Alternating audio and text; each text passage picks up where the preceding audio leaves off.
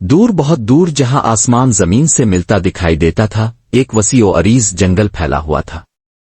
اس جنگل میں ہر قسم کے درخت تھے، قد آور ساگوان، گھنے دیودار اور پھلوں سے لدے ہوئے آم کے درخت۔ رنگ برنگے پرندے اپنی سریلی آوازوں سے فضا کو معطر رکھتے تھے اور مختلف قسم کے جانور آزادانہ گھومتے پھرتے تھے۔ اس جنگل میں ایک خاموش طاقت تھی، ایک غیر علانیہ حکمرانی تھی جس نے سب کو ایک توازن میں رکھا ہوا تھا۔ لیکن یہ حکمرانی کس کی تھی؟ یہی وہ سوال تھا جو اس جنگل کے باسیوں کے دلوں میں سر اٹھاتا رہتا تھا۔ شیر اپنی دھاڑ سے جنگل کو لرزا دینے والا خود کو اس تخت کا حقدار سمجھتا تھا۔ اس کی طاقت بے مثال تھی، اس کے پنجے تیز دھار تلواروں کی مانند تھے اور اس کی نگاہوں میں ایک ایسی روبدار کیفیت تھی کہ دوسرے جانور اس کے سامنے سر جھکا دیتے تھے۔ جب وہ اپنی شاہانہ چال سے جنگل میں گھومتا تو سب راستے سے ہٹ جاتے۔ اس کی دھاڑ قانون تھی اور اس کی مرضی حکم۔ کئی سالوں سے شیر نے اپنی قوت اور دبدبے سے جنگل پر ایک طرح کی حکمرانی قائم رکھی تھی۔ چھوٹے جانور اس سے ڈرتے تھے اور بڑے جانور اس کا احترام کرتے تھے۔ لیکن کیا خوف اور احترام ہی حقیقی بادشاہی کی بنیاد ہوتے ہیں؟ ہاتھی اپنی عظیم الجثہ قامت اور غیر معمولی ذہانت کے ساتھ ایک مختلف دویدار تھا۔ اس کی طاقت شیر سے کم نہ تھی اور اس کے پاس تجربے اور سمجھداری کا ایک وسیع خزانہ تھا۔ ہاتھی نے جنگل کو بدلتے ہوئے دیکھا تھا، موسموں کے تغیرات اور زندگی کے نشیب و فراز کو قریب سے محسوس کیا تھا۔ وہ جانتا تھا کہ حقیقی قیادت صرف طاقت سے نہیں بلکہ رحم دلی اور انصاف سے بھی قائم ہوتی ہے۔ ہاتھی اکثر کمزور جانوروں کی مدد کرتا، پانی کی قلت کے دنوں میں اپنی سونڈ سے دور دراز سے پانی لا کر ان کی پیاس بجھاتا۔ اس کی یادداشت تیز تھی اور وہ جانتا تھا کہ ماضی میں کس طرح فیصلے کیے گئے اور ان کے کیا نتائج نکلے۔ ہاتھی کے حامی اسے جنگل کا حقیقی محافظ مانتے تھے، ایک ایسا رہنما جو سب کا خیال رکھ سکتا ہے۔ لومڑی اپنی چالاکی اور مکار حکمت عملی کے لیے مشہور ایک خاموش لیکن پرعزم امیدوار تھی۔ اگرچہ اس میں شیر کی طاقت اور ہاتھی کا حجم نہیں تھا، لیکن اس کے پاس ایک ایسا ہتھیار تھا جو ان دونوں سے کہیں زیادہ کارگر ثابت ہو سکتا تھا: ذہانت۔ لومڑی جنگل کے پیچیدہ جال کو بخوبی سمجھتی تھی، وہ جانتی تھی کہ کب کس سے کیسے کام نکلوانا ہے۔ وہ اکثر بڑے جانوروں کے درمیان اختلافات پیدا کر کے اپنا فائدہ اٹھاتی اور اپنی تیز فہمی سے مشکل ترین حالات سے بھی نکل جاتی۔ لومڑی کے پیروکار مانتے تھے کہ بادشاہ کو طاقتور ہونے کے ساتھ ساتھ ہوشیار بھی ہونا چاہیے تاکہ وہ اپنے رعایا کو کسی بھی خطرے سے بچا سکے۔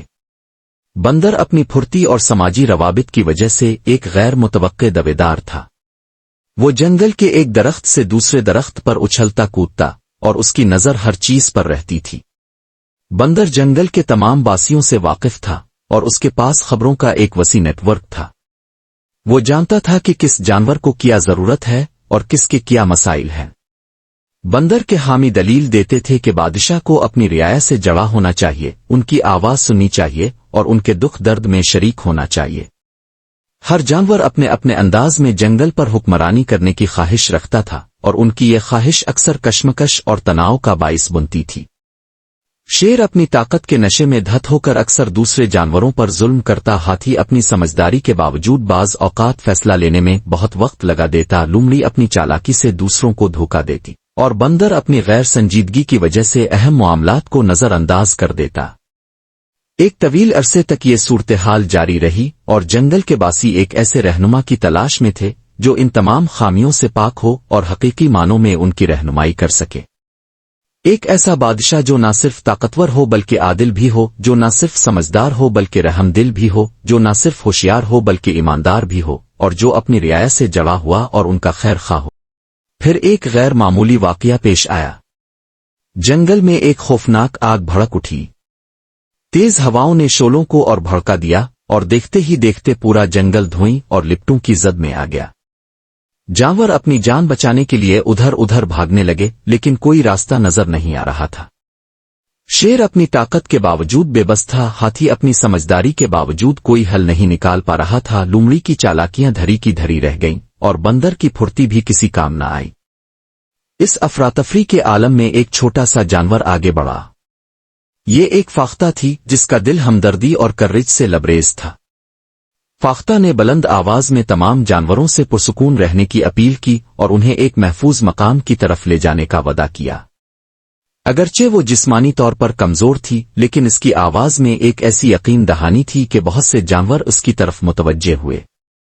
فاختہ نے اپنی یادداشت اور آسمان سے جنگل کا نظارہ کرنے کی صلاحیت کا استعمال کرتے ہوئے جانوروں کو ایک ایسے راستے کی طرف رہنمائی کی جو آگ سے محفوظ تھا۔ اس نے اپنی چھوٹی سی چونچ میں پانی بھر کر زخمی جانوروں کی پیاس بجھائی اور اپنی نرم آواز سے ڈرے ہوئے جانوروں کو تسلی دی۔ اس کی بے لوث خدمت اور ہمدردی نے تمام جانوروں کو حیران کر دیا۔ شیر، ہاتھی، لومڑی اور بندر سب خاموشی سے فاختہ کے پیچھے چلتے رہے، اس چھوٹے سے پرندے کی ہمت اور قائدانہ صلاحیتوں کو دیکھ کر شرمندہ تھے۔ انہوں نے محسوس کیا کہ حقیقی بادشاہی کا تعلق جسمانی طاقت یا چالاکی سے نہیں بلکہ خدمت، ہمدردی اور کرج سے ہوتا ہے۔ جب آگ بجھ گئی اور جنگل دوبارہ سکون کی طرف لوٹنے لگا تو تمام جانور ایک جگہ جمع ہوئے۔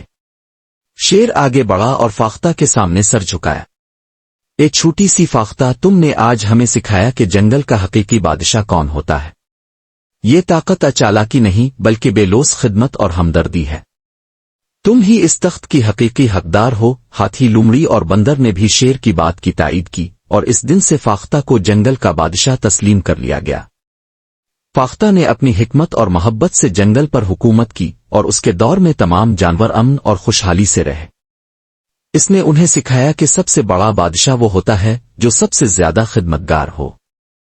اس کہانی سے ہمیں یہ سبق ملتا ہے کہ حقیقی قیادت کا تعلق طاقت یا مرتبے سے نہیں بلکہ کردار، ہمدردی اور بے لوث خدمت سے ہوتا ہے۔ ایک سچا رہنما وہ ہوتا ہے جو اپنے لوگوں کا خیال رکھے اور مشکل وقت میں ان کی رہنمائی کرے۔ جنگل کا بادشاہ کوئی طاقتور جانور نہیں بلکہ ایک چھوٹی سی فاختہ ثابت ہوئی جس نے اپنے کرج اور خدمت کے جذبے سے سب کے دل جیت لیے۔